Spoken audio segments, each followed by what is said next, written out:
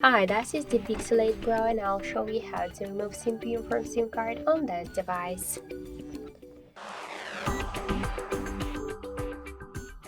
So first launch the Google app tab.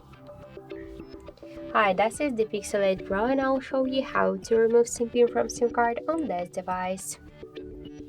So open first the settings and then scroll down to the security and privacy. Tap to more security settings and click to SIM lock. Just to remove SIM pin from SIM card, you should turn on the switcher and enter your currently PIN code. In my case, this is from 1 to 4. Then just tap to OK and now we could see that the SIM pin disabled successfully.